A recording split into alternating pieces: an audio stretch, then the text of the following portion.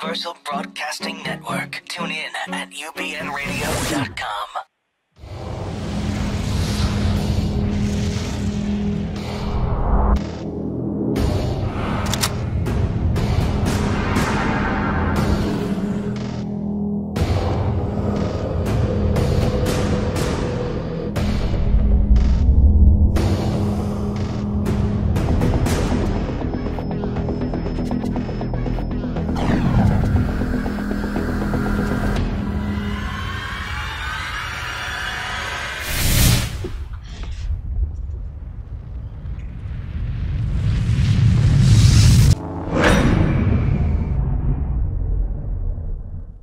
Hello everyone, welcome back to Truth Be Told, where we believe an experience becomes truth. I'm your host, Tony Sweet, and joining me now in studio is my co-host, Walt Lusk. Thank you for supporting our sponsors, Conscious Life Expo, by going to ConsciousLifeExpo.com to get your tickets for their February 2015 event. Which is going to be incredible, actually. And to take your mind on a literary journey by traveling over to AdventuresUnlimitedPress.com to purchase books from our famed experts featured right here on Truth Be Told. Well, ancient civilizations have always played an important part of our history, and it tells stories that we've heard only in the Bible. But today we take a journey to southeast Turkey to discover ancient ruins of Gobekli Tepe. And today we'll be speaking with author Andrew Collins to answer the questions of what is Gobekli Tepe and who built it. Andrew's research began very early in his career, and it has guided his long journey to southeast Turkey and to Gobekli Tepe. Andrew is a very successful author, which includes books on topics such as Path of Souls, The Lost Caves of Giza, Beneath the Pyramids, and Gateway to Atlantis. Hey, well, Tony, let's get right to it. Please welcome to our show, author Andrew Collins. And the crowd goes wild. Most definitely. Hey, Andrew, are you there? Yes, good afternoon, Tony and Walt. And good evening. And good evening and good morning to you. England. I know, all the way over the pond, as they say, right? Yeah, well, it's an honor to have you. It's an honor to have you on the show today. We've had a lot of people on the show, and we love. I love the ancient civilizations portion of it. I do too. And your books, range from so many different realms, from Native America to UFOs to Egypt to now we're talking today in southeast Turkey. And I want to know, first of all, and I'm hoping I'm saying this right, Gobekli Tepe. That's about right. Yeah, I mean Gobekli Tepe. I mean, if you ask a Turkish man how to pronounce it, they'll say something very similar. Well, my Midwest accent, maybe that's probably why it's taken away from it. So, well, first of all, for the listeners that are tuning in today and our viewers, what is, I'm going to say it again, Gobekli Tepe. What is Gobekli Tepe? Okay, well, I mean, let's just picture Stonehenge. I mean, somewhere that everybody knows. It's this huge, what we call megalithic or great stone monument in the middle of Salisbury Plain in southern England.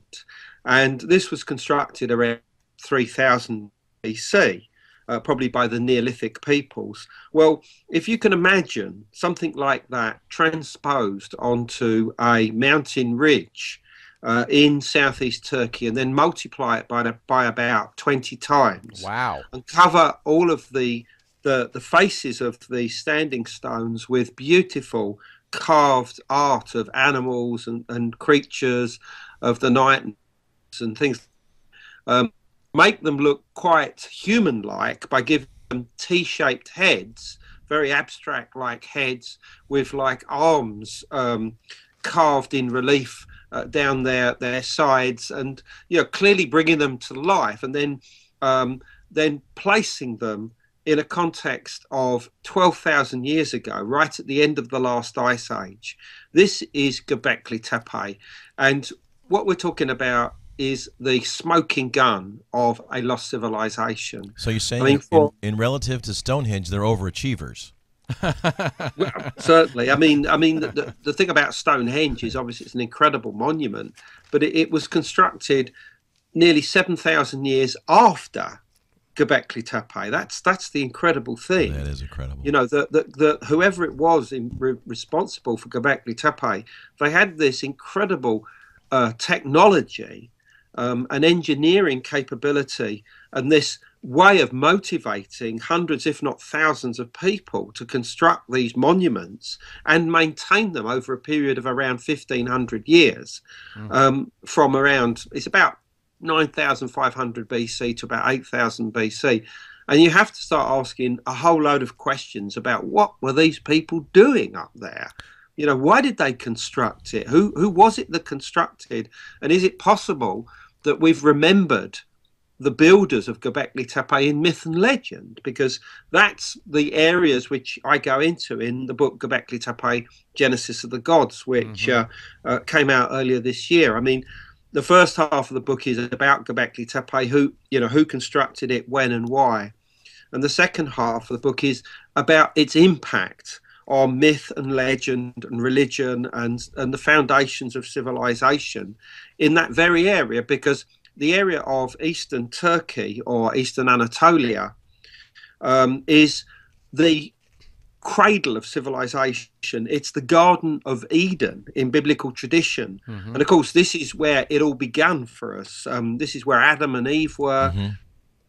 This is where, you know, the first family emerged. This is where all of the Bible stories were played out in the book of Genesis.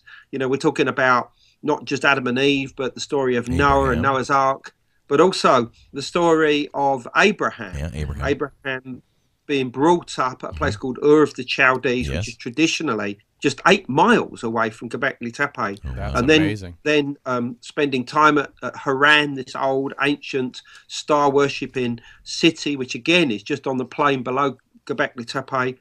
And it's after that he brings all these stories of Genesis. Abraham brings them with the first Israelites into the promised land of God, which we now know today as Israel, and of course the Palestinian territories. And that's where all these ideas were transposed to, so that the rest of the biblical history is played out in the area of what is today Israel. You know, Solomon and David and, you know, all of those stories are there, whereas the early stories in the book of Genesis are all in the area of eastern Turkey. Well, you're telling us that you believe it's the oldest stone structure in the world. It's certainly the oldest confirmed stone structure. Okay. I mean, there are other candidates around the world. I mean, you know, whether it be the Puma Punka, incredible engineering and technology in Bolivia at Tiwanaku, obviously the Great Sphinx in Egypt. You know, my colleague Robert Schoch has suggested that this could be as much as 11,000 BC.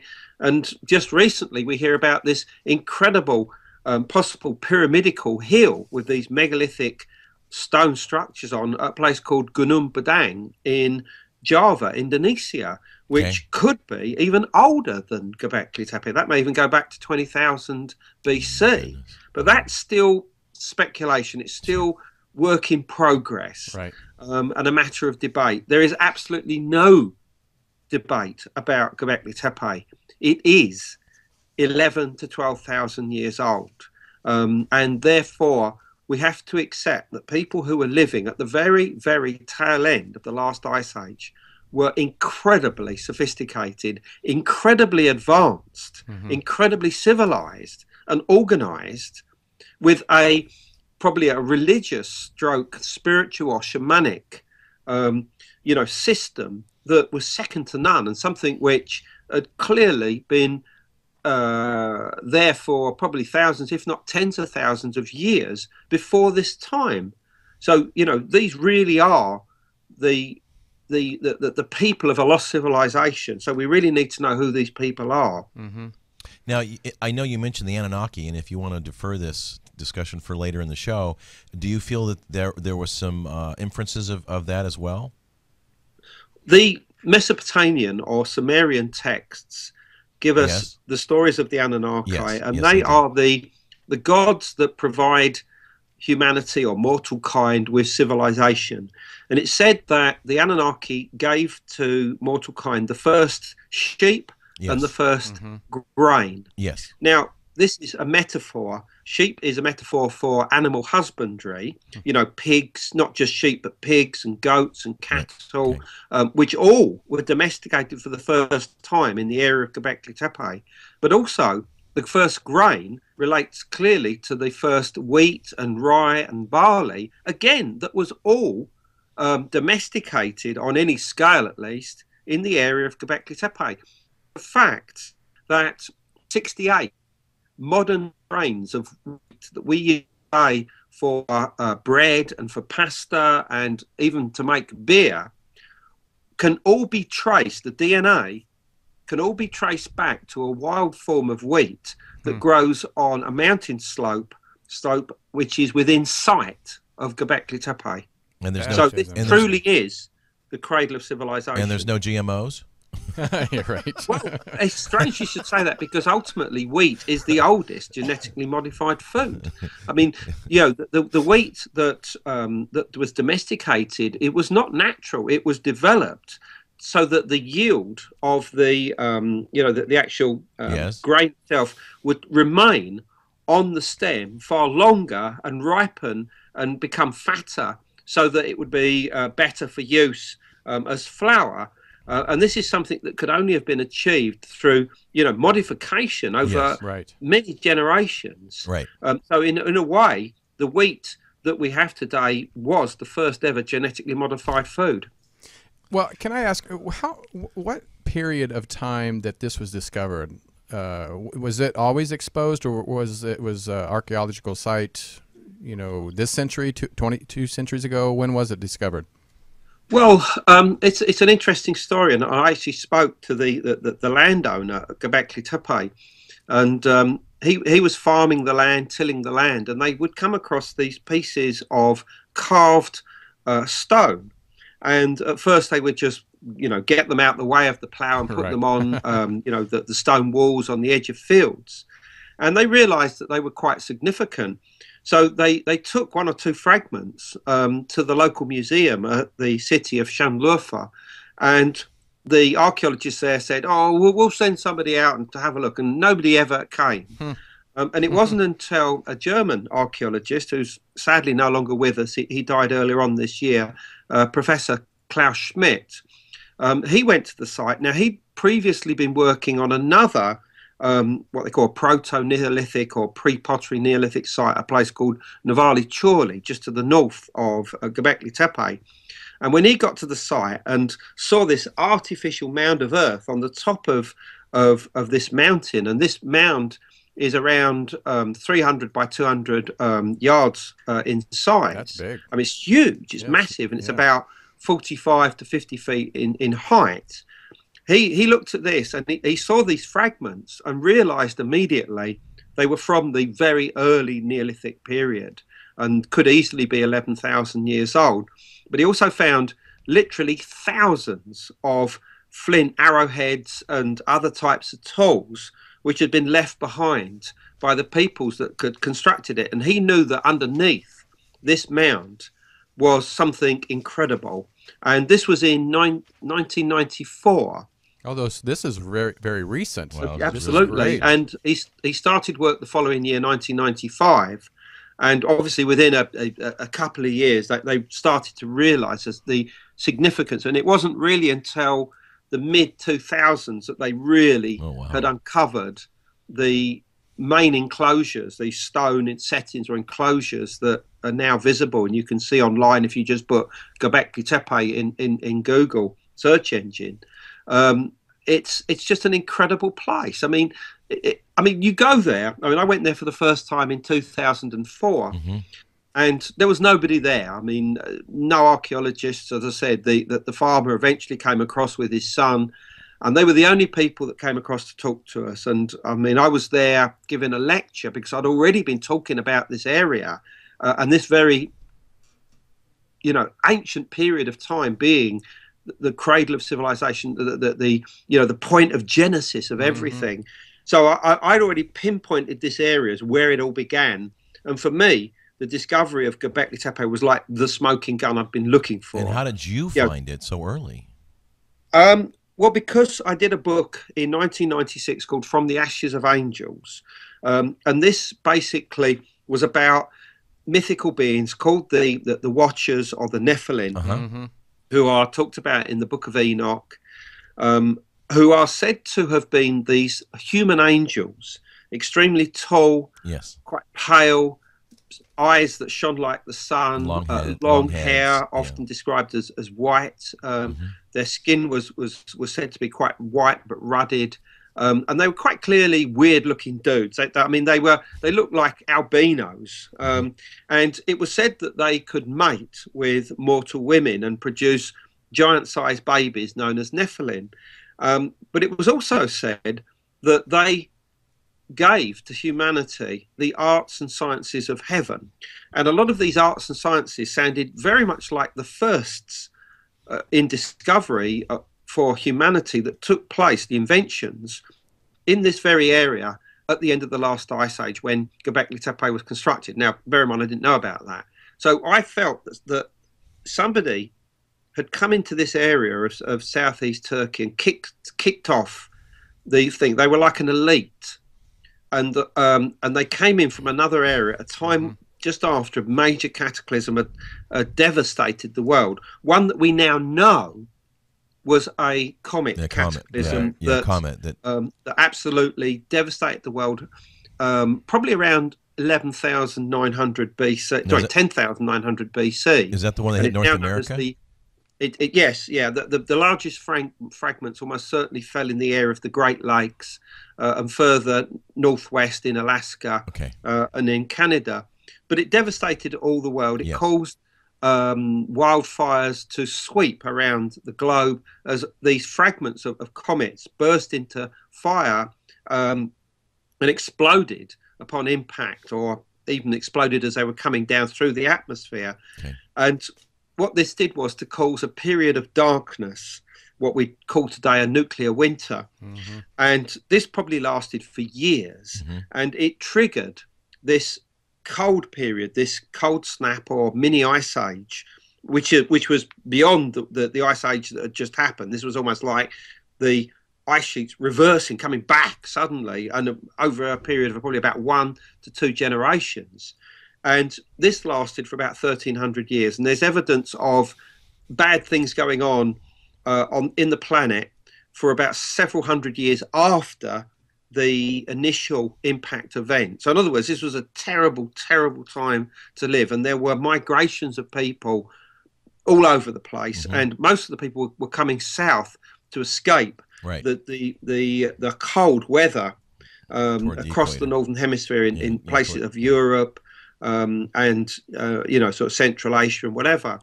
And what I suggest in Gobekli Tepe, Genesis of the Gods, is that some of these people ended up coming down between the Black Sea and the Caspian Sea over the Caucasus Mountains and entering into southeast Turkey.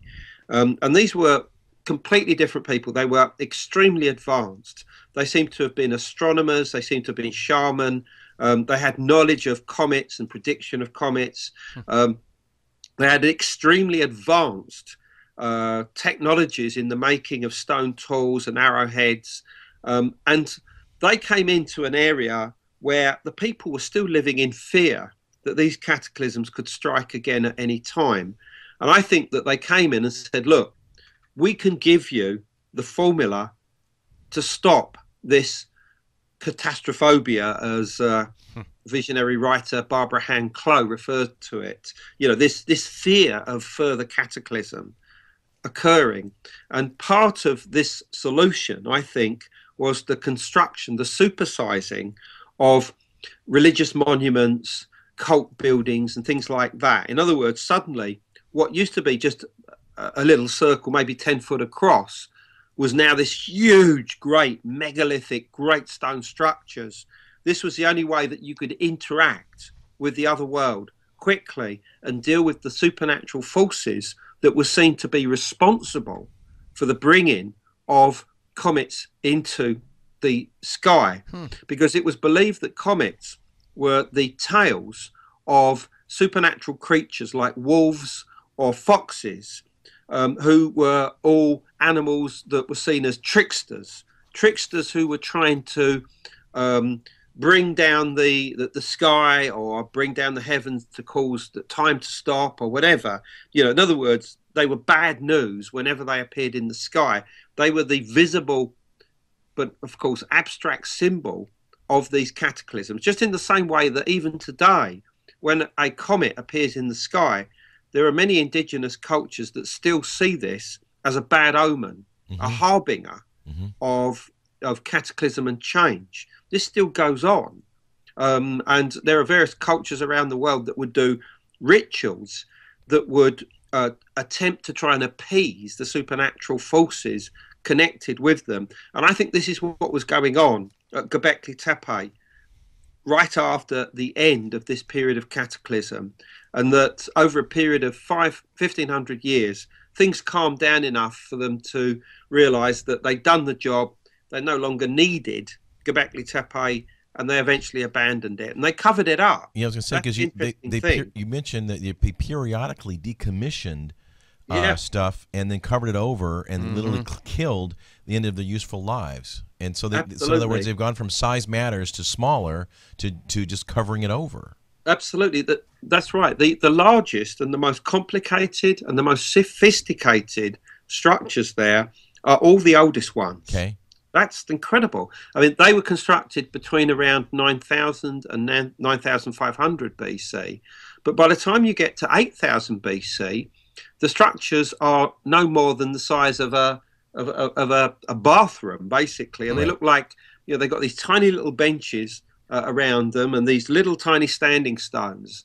They're like, they're almost like a family jacuzzi room or something. It's very odd that they downsized in such a way. Well, clearly, the emphasis on having it large, as it were, had now gone. Well, what about the size of the individuals? I mean, that you said there was just giants, right? So would the people have gotten smaller during that period of time? Giants is probably not the right way of looking at them. The way that we recall the builders of Gobekli Tepe is as the Watchers and the Nephilim of the Book of Enoch, because there's a lot to link them with the area around Gobekli Tepe. Okay. In fact, there's even a story about this biblical character called Canaan discovering a stone stela, which is like a sort of standing stone inscribed, on which is written it says the astrology of the Watchers, and that this became the teachings or wisdom of these people known as the Chaldeans or the Sabians, who were the founders of the city of Haran. Now, Haran is a city at the base. It's in the plains just below Gobekli Tepe. And the oldest structures there go back 10,000 years to the very end of the period of Gobekli Tepe. And I'm certain that the people who founded Gobekli Tepe, their descendants went on to become the inhabitants of Haran. I've absolutely no doubt about this. And the people of Haran were star worshippers. They venerated the north as the place of the primal cause, the place where souls came from and returned to in death. And they had this ritual every year called the Mystery of the North. And if you go to Gobekli Tepe, the structures there are also aligned towards the north. Yes. Although not precisely to the north, just to the north-northwest, to the setting of a bright star called Deneb in the constellation of Cygnus, the celestial swan, also known as the Northern Cross. This sits right where the Milky Way splits into two separate streams or forks into two. Okay. And this is and has this dark area down the center, which is known as the Great Rift or the Dark Rift, which has been universally seen around the world as a point of entry and exit to the sky world. So Cygnus was seen by the builders of Gobekli Tepe as the point of entry and exit to the sky world, the place of first creation. And these are ideas which would seem to have been inherited by the builders of Haran. So the founders of Gobekli Tepe are remembered in Hebrew myth and legend as the Watchers or the Nephilim. Now, how far is Haran from Göbekli Tepe? It's only about 40 miles. 40 miles. It's very that's close. You very could close. see it if you sent up a flare from Quebec from either Göbekli Tepe or Haran, you'd see it from the other place. There's no All right. doubt about that at all. Okay. Well, if you're just tuning in, I'm Tony Sweet. And I'm Walt Lusk. And you're listening to Truth Be Told, and we have a wonderful, wonderful author that's giving us amazing tales of his research over the decades and of Gobekli Tepe. I hope I said that right. Gobekli Tepe. Tepe. I'll get that one of these days.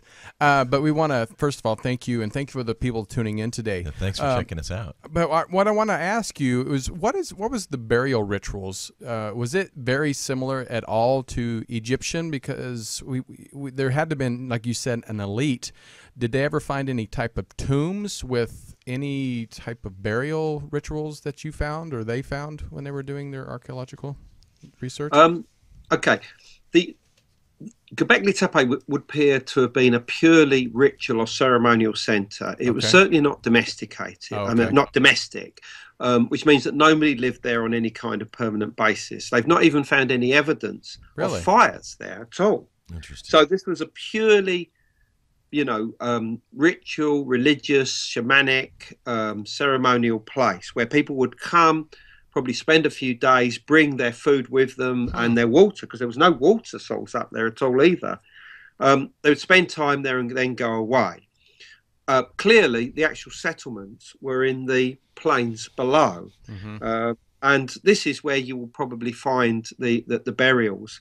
I mean, the only burials that have been found at Göbekli Tepe are bones which have been discarded that have been found in the infill of the enclosures. In other words, they're not sure where they've come from, but they're part of almost a refuge or trash that's been thrown into them to sort of just fill them up. So after the decommissioning process. So they not only did they cover it up, but there's no remnants of anybody actually dying there then. That's amazing. I mean, no. However, they have found a few burials within the walls of some of the structures there. Now, this is something that you'll also find in places like Peru. There is a culture in Peru known as the Sky People. They buried their dead within the walls, the Great Stone Walls. Probably the idea of this is so that the spirits embody the place that so that they can protect in some way. Now, this is possibly what was going on at Göbekli Tepe, but we don't know whether these burials were put there when the walls were constructed or at a much later date. I mean, maybe even 1,000, 1,500 years later, just shortly before the whole place was abandoned. So it's difficult to know the motivations behind these. I mean, it's like, a cathedral site or something like that. I mean, obviously, people continue to bury their dead in the grounds around it or even inside for hundreds, if not thousands of years after the original, building of a church or chapel or monument or whatever. So it's very difficult to assess the importance of any burials that are found there. But, I mean, these are very few. I mean, it's clearly that this was not a place of burial. This was a place of interaction with the other world. At the centre of the largest and the oldest stone circles are these incredibly large twin monoliths, and these are bigger than any of the other stones around the others. The others will be sort of, I don't know, I mean, 2 to 3 meters. I mean, let's say, I don't know, what's that, 6 to about 10 feet in height. Now, those are the ones that is on the cover of your book? No, but the ones in the middle are much bigger. They're actually 5.5 meters, which is around 18.5 feet tall. Wow. And they weigh probably between 15 and 20 tons. That's the estimation. Easily. And these are like massive gateways, and they point towards where Deneb and the Milky Way sets on the horizon. And clearly these were portals. They were the original stargates to project the mind or the soul or the spirit of a shaman into the other world via its entrance, which was seen to be in the area of the Deneb in Cygnus, or the opening point of the Great Rift of the Milky Way. This was where they were aiming for, because they believed that they could literally jump from this physical reality into an otherworldly realm, which we might call today the heaven or the sky world or something like that. They believed they could do this. They probably, they would have unquestionably been in an altered state of consciousness to do this. They probably used some kind of hallucinogens, psychotropic drugs, but equally they may well have used things like drumming and dancing, or sensory deprivation and things like that, to allow them to connect with these otherworldly realms, because it was only by entering these otherworldly realms that they could deal with these supernatural forces that they believed were a threat to the stability of the world that we know.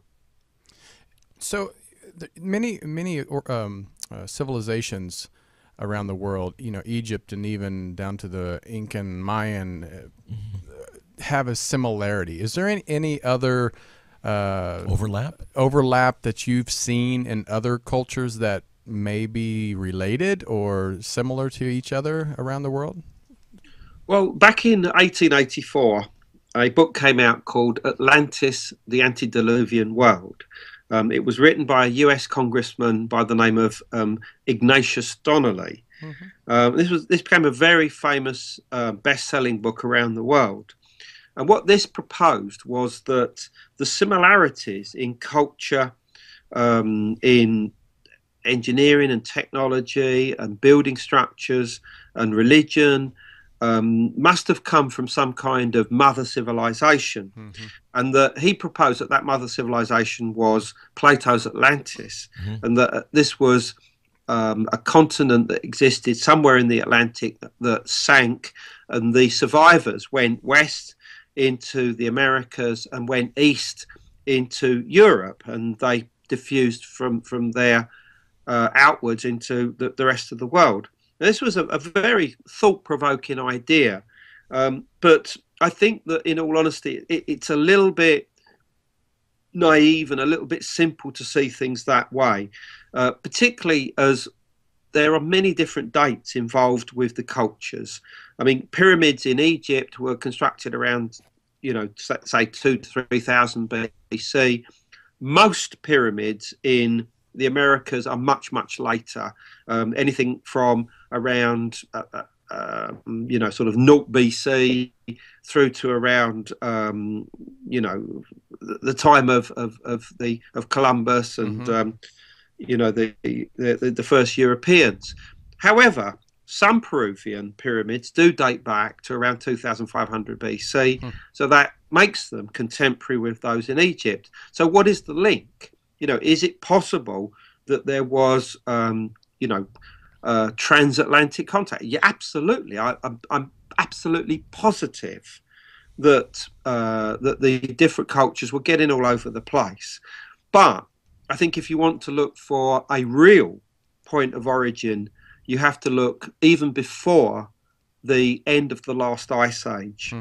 And you're probably looking at a point of origin, Genesis points, probably in Central Asia. Asia. That seems to be the most obvious place, so that you'll get migrations going eastwards into Eastern Asia and then round on what was known as the Beringia land bridge, taking people into the Americas through Alaska, as early as 13,000 BC. And then them colonizing different parts of the Americas, but also equally people were traveling westwards and into Eastern Europe, into Central Europe, and then finally into Western Europe, and obviously everywhere else down into to India. These were different waves. This didn't just happen once. This happened on various occasions. But what we're beginning to find is that some of the true genesis points are probably places like the Altai Mountains of Siberia, further east at places like Lake Baikal in southern Siberia, where DNA seems to suggest that these were origin points of a lot of cultures, particularly those that end up in the Americas. And if you look in these areas, there were incredibly high culture as early as 20 to 30,000 years ago. I mean, this is where the real mother civilization are there, but also in places like central Russia. There were peoples there around 30,000 BC who had agriculture. They had houses that were aligned to the moon. They had a very sophisticated mother goddess cult, very sophisticated stone tool technologies. They had tailored clothing that which were bound together with bone needles, and more. I mean, ornate jewelry, everything. And this is 30,000 and arguably even earlier. And then you have to start asking yourself, where did they get all this knowledge from? And what I suggest in Gobekli Tepe Genesis of the Gods, which came out earlier this year, is that there is strong evidence to suggest that these people and those that turned up in Gobekli Tepe, because they're all part of one big culture, were quite possibly human hybrids. And I don't mean that they were half alien. What I mean is that they were half Homo sapien, which is our own ancestors, and half Neanderthal. Now, Neanderthal people are much maligned. They're considered to be thick and, sort of short and stocky and hairy and, and generally people who you'd probably, like not really want to get to know. But it's a fact that virtually everybody outside of Africa it has at least some percentage of Neanderthal DNA in them. And the Neanderthals would seem to have had a different mindset to us. Our ancestors were survival based. They were very rational thinking. That they conquered. They took land. They didn't seem to be that spiritual. Whereas all the indications are that Neanderthals, their mindset was completely different. It was to do with a dream world. It was to do with otherworldly connections.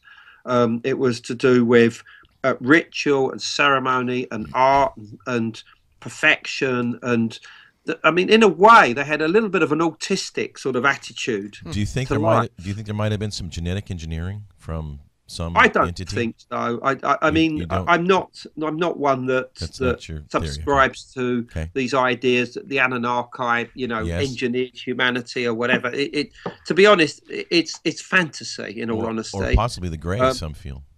But sorry, some feel maybe even the Greys.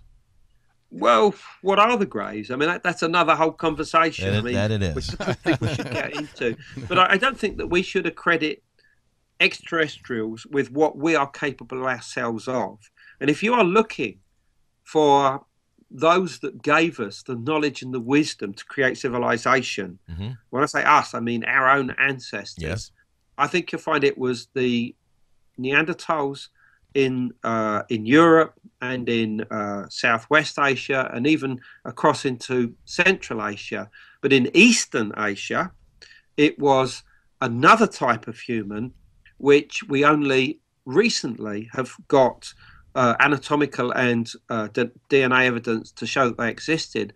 And these are people called the Denisovans. And they thrived down to around 40,000 years ago. Wow. And it would definitely seem from the fact that some areas of Southeast Asia have got up to 5% Denisovan DNA in them, that these people had a huge impact on human culture and development and evolution of human population. So this, I think, is where we should be looking for the answers towards where our knowledge and wisdom comes from, and not aliens, I'm afraid. I mean, I'm not saying that there never, ever, ever, ever was ancient astronauts coming down here and saying hi, but I think that their impact on us was probably not as much as we have assumed through the ancient astronaut theory. That's actually fascinating. That it's. I like to that. Truth be told, that's the name of the show, and I love to hear both sides. And I think that's amazing that you say that, because you're out there doing the work where a lot of us haven't had that opportunity. Well, absolutely. I mean, I've been doing this for 35 years, and I've been going to the places. This place Gunung Padang in Java, Indonesia, is opening up all sorts of possibilities. Have you been there? I need to know about this place. I should be going there. Have you been there yet? Early next year. Next year, Oh, or nice. or are we able to go visit it, or is it more part of the the behind the wall of China or something? I mean, where is it at? No. It's in Java. I mean, Java obviously okay. is a very accessible place. It's just a long way away, and like all of us, we haven't got money to burn to go to these places at a whim. So we have to sort of plan things very, very carefully. But it does look as if I should be going out there probably in March next year, and looking not just at Gunung Padang, because that's a mystery in itself, but I need to know who the people were behind it. And for that, I'll have to go to other parts of Java and mix with the indigenous peoples that still exist there now, and ask them their traditions, ask them about their origins, because some of these myths and legends that they tell are almost certainly tens of thousands of years old, and are inherited from peoples that came into Indonesia probably from Central and Eastern Asia as much as 10, 15,000 years ago. I want to go back a little bit, because we were talking about the Watchers and also Neanderthals. When we talk about the skulls are elongated, which ones? So the people out there that are just tuning in and have really don't know this field, who are we talking about when it's the elongated skulls? Okay, well look, I mean, when we look at in the paper, when people are caricatured, all of their features are extended, aren't they? They are accentuated.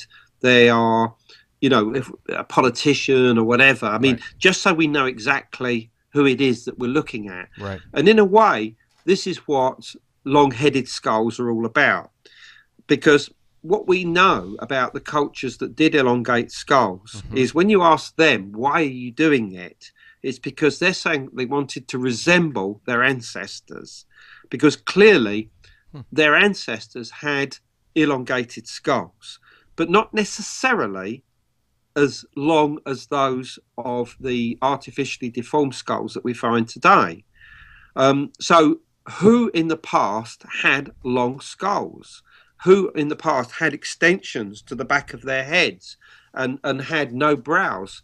Well, almost certainly it was our distant cousins, the Neanderthals. And in fact, on various occasions, the skulls of Neanderthals have been discovered that have been looked at, and it's been assumed that they've been artificially deformed. And papers have actually been written about this. And then papers come out afterwards to say, no, sorry, we had this wrong. They're actually just natural skulls.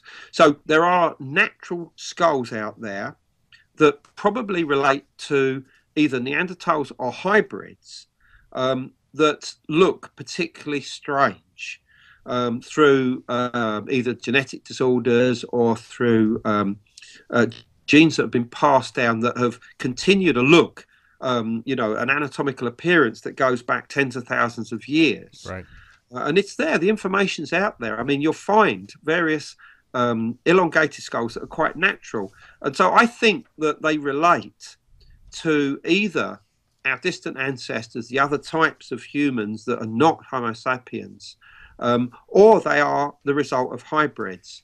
But then, of course, what happens eventually is that these people become the elite groups, those with long heads.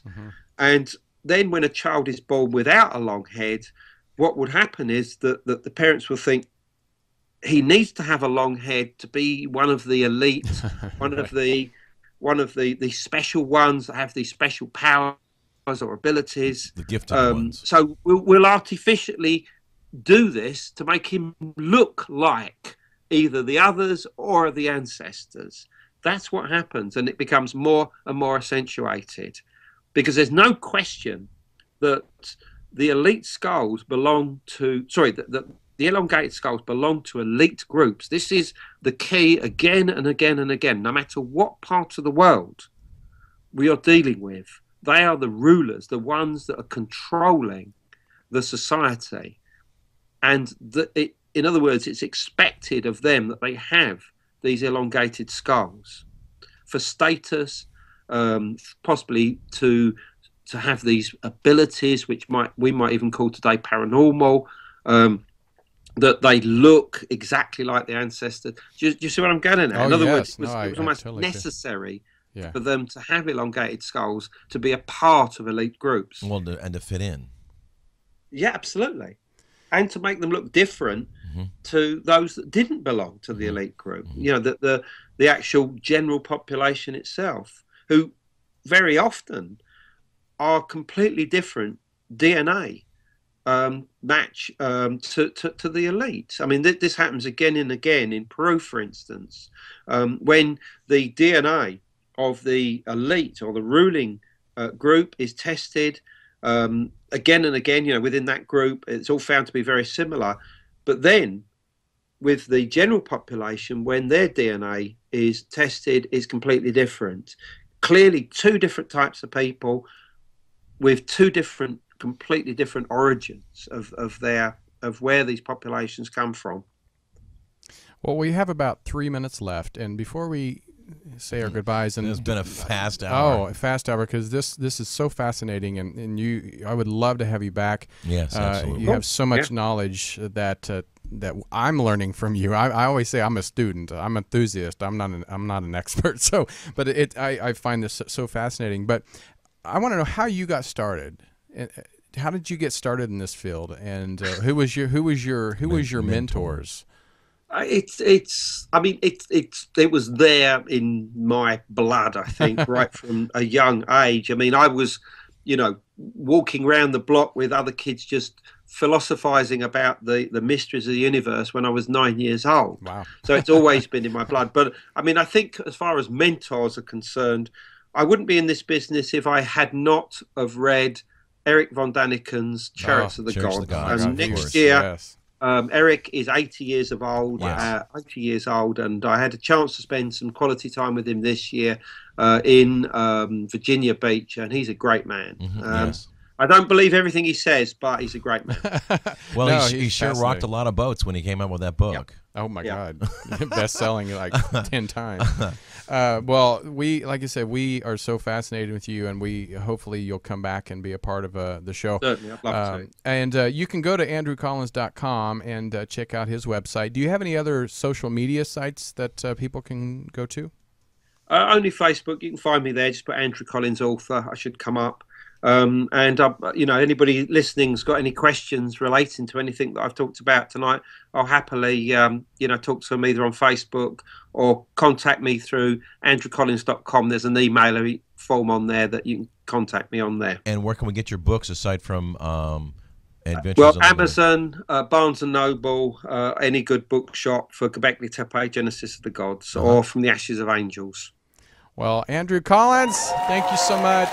You are a delight, and we thank you for staying up so late and being a part of the show, truth be told. No, it's my pleasure. And you have a great morning. Yeah, get some sleep now. Oh, yeah. All right. Thank you very much. Take care. All right. All the best to you both. You too. Thank you. Take care. All right. Well, we're going to take a break, and when we come back, we have In studio. We love Yes, the in indeed. studio. We don't Yes, get we those do. too often because No, we everybody's don't. usually Yeah, from the other part of the world. Andrew's in England. Yes, If you so couldn't tell. Serena Wright Taylor Yes, is going to be right here in in town. studio with us here in just a momento. So sit back, relax, get something to drink, and Stay tuned and don't touch that dial. don't touch that dial. Be right back.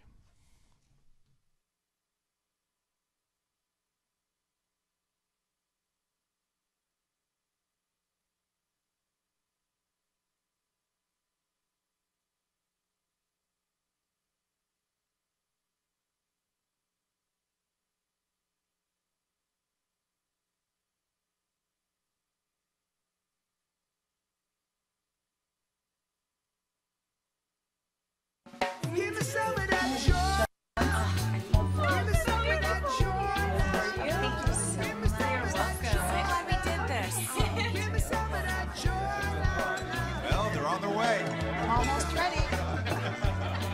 however you plan to celebrate the season.